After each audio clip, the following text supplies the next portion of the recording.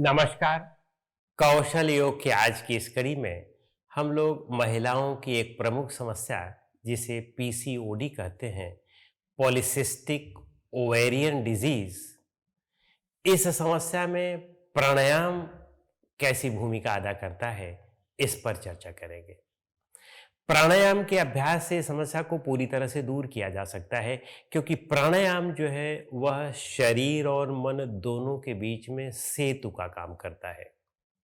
शरीर को भी स्वस्थ रखता है और मन को भी स्वस्थ रखता है, क्योंकि मन के स्वास्थ्य से ही शरीर का स्वास्थ्य जुड़ा हुआ है। और यदि मन स्वस्थ हो गया तो शरीर अपने आप स्वस्थ हो जाता है, और प्राणायाम इसमें महत्वपूर्ण भूमिका अदा करता है। और साथ में यदि हम योग निद्रा और ध्यान का नियमित अभ्यास करें, इसी समस्या से ही नहीं, संसार की सभी समस्याओं और सभी दुखों से बचा जा सकता है, क्योंकि योग सभी दुखों का निदान प्रस्तुत करता है। जितने भी दुख हैं, तीनों प्रकार के दुख, आध्यात्मिक दुख, आधिदैविक दुख और आधि भौतिक दुख, इन सभी दुखों से निदान की केवल एक ही कुंजी है, वह है योग। तो आइए अब हम देखते हैं कि इसमें कौन कौन से प्राणायाम उपयोगी हैं। किसी भी ध्यान के आसन में बैठ जाएं, वह सिद्ध आसन हो सकता है और या पद्मासन हो सकता है। लेकिन यदि ये दोनों आसन नहीं हो पाते हैं तो स्वास्तिक आसन का भी प्रयास करना चाहिए। स्वास्तिक आसन भी नहीं हो पाता है तब सुख आसन में बैठना चाहिए। लेकिन सुख आसन वह अंतिम आसन नहीं है। प्रयास करें कि कुछ दिनों बाद हम इन तीन में से किसी एक आसनों का अभ्यास करते जाएं। बेस्ट सिद्धासन और पद्मासन ही होते हैं। आप ध्यान के आसनों में हमारे चैनल में इसे ढूंढ सकते हैं, देख सकते हैं। तो किसी भी ध्यान के आसन में बैठ करके रीढ़ गरा सिर और को सीधा कर लें, और अब अग्निशार का अभ्यास करें। अग्निशार कैसे करते हैं? श्वास को बाहर निकाल करके बाहर रोकते हैं और हाथ को इस तरह से सीधा करके अपने पेट की मांसपेशियों का आकुंचन और प्रसारण करते हैं, उन्हें कॉन्ट्रैक्ट और एक्सपेंड करते हैं, और फास्ट गति से करते हैं, जितनी गति से आप कर सकें। प्रारंभ में गति धीमी भी हो सकती है, लेकिन जैसे जैसे आपके मांसपेशियों पर आपका नियंत्रण बढ़ता जाएगा, वह गति आपकी बढ़ती जाएगी। तो आइए हम इसको देखते हैं कि कैसे किया जाता है। श्वास बाहर निकालें, रोकें, हाथ ऊपर करें और अब पेट को अंदर बाहर करें।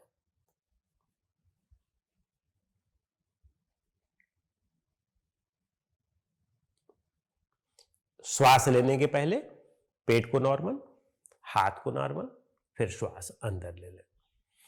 इसके 6 आवृत्तियों का अभ्यास करें, और 6 आवृत्तियों के अभ्यास के बाद अब हम कपालभाति का अभ्यास करेंगे। कपालभाति कैसे करते हैं? दाहिने हाथ के अंगूठे को दाहिनी नासिका पर रखें और बाईं नाक से सामान्य श्वास अंदर लें, लेकिन झटके से बाहर निकालें। यानी निकालना फोर्स से है, लेकिन लेना नॉर्मल है।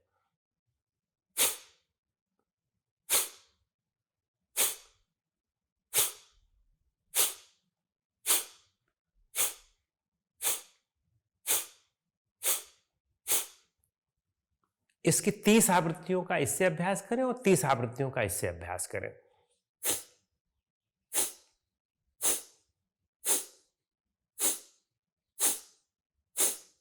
और 30 का दोनों से।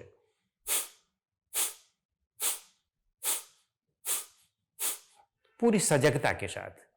तो पहले दिन आपने 30-30 का किया, या आपको असुविधा लग रही हो तो 20 का या 25 का भी कर सकते हैं।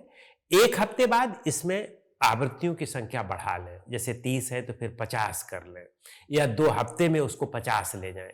फिर 50-50 का एक राउंड करें, तो एक चक्र हो गया वह। अब उसके बाद फिर एक हफ्ते बाद 50-50 के ही 2 चक्र कर लें, 2 राउंड कर लें। फिर उसके अब एक हफ्ते बाद 50-50 के 3 चक्र कर लें। फिर एक हफ्ते बाद 4 चक्र कर लें, फिर 5 चक्र कर लें। 5 चक्रों तक का अभ्यास यदि आप इसका नियमित करते हैं तो 2-3 महीने बाद आप ये देखेंगे कि आपका जो सिस्ट है वह धीरे धीरे गलने लगा है, और फिर आप में जो ये समस्या है पीसीओडी की, वह समस्या भी धीरे धीरे ठीक होने लगेगी। लेकिन नियमित अभ्यास करते रहें। ये मत समझें कि एक बार ठीक हो गया है, टेस्ट करवाया ठीक हो गया तो आप छोड़ दें। और फिर इसके बाद अब हम भस्त्रिका करेंगे। भस्त्रिका कैसे करते हैं? भस्त्रिका में हम अपने दाहिनी नासिका को बंद करके दाहिने अंगूठे से फास्ट और डीप अंदर लेते हैं, फास्ट और डीप बाहर निकालते हैं।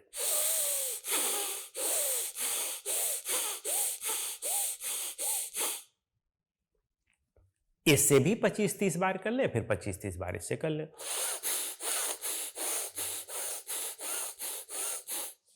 फिर 25-30 दोनों से कर लें।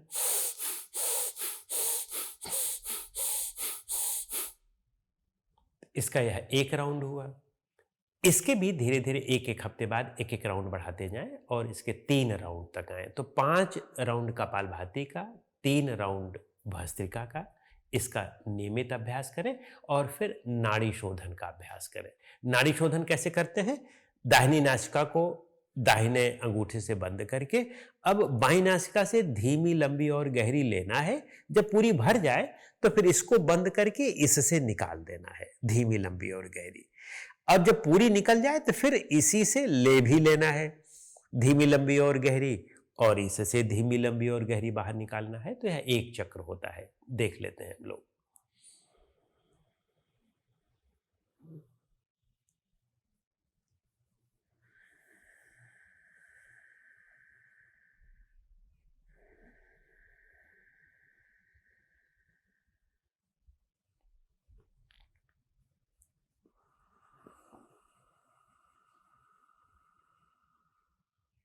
एक चक्र हुआ। प्रारंभ 12 चक्रों से करें, फिर धीरे धीरे इसके 24 चक्र, 36 चक्र, और जब इसमें भी आपको अच्छी महारत होती जाए, हासिल होती जाए, तब आप इसमें कुंभक भी जोड़ सकते हैं। लेकिन ध्यान रखें कि जैसे अग्निसार है या कपालभाति है, भस्त्रिका है और यह नाड़ी शोधन है, इनमें इस बात का ध्यान रखें कि योग्य मार्गदर्शन में करें, और जिन्हें उच्च रक्तचाप या हृदय रोग आदि की शिकायत हो, हार्निया आदि की शिकायत हो, वे योग्य मार्गदर्शन में करें इसको, या तो ना करें। सिंपल नाड़ी शोधन तो हम कितना भी कर सकते हैं, चाहे उच्च रक्तचाप हो, ना हो, हृदय रोग हो, ना हो, हार्निया हो, ना हो, कुछ भी हो समस्या या ना हो, हम नॉर्मल वाली जो नाड़ी शोधन है वह तो हम कितना भी कर सकते हैं। लेकिन बाकी और में कंडीशंस होती हैं, उसका ध्यान रख करके अभ्यास करना है। फिर इसके बाद हमें मूलबंध का अभ्यास करना है। मूलबंध कैसे करते हैं?